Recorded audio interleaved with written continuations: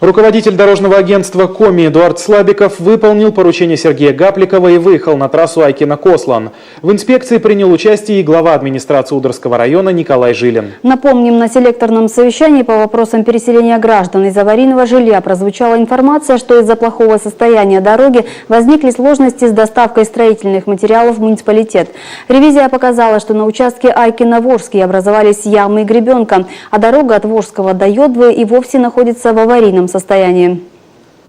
Очень было дождливое лето, и проводить какие-то ремонтно-строительные работы было очень трудно. Это первое. Погодные условия были тяжелые в этот летний осенний период. Второе, это то, что большегрузы, это лесовозы, которые вывозили древесину с Мазындорского лесничества по этому аварийному участку дороги по школьной перемычке, они не давали практически работать. И третье, то, что активно проводилась вывозка железобетонных плит по участку Айкино-Волжской.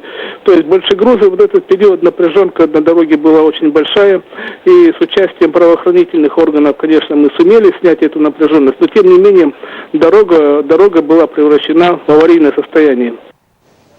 Как отметили в дорожном агентстве «Коми», на трассу уже вышли грейдеры, которые работают на проблемных участках, выравнивают ямы и убирают гребенку. Впрочем, по словам Эдуарда Слабикова, заметное улучшение на трассе произойдет только после установления холодной погоды. До наступления минусовых температур, соответственно, ждать какого-то улучшения по тому направлению достаточно сложно. Как только устойчиво появится минус, соответственно, мы приступим к оценке дальнейшей.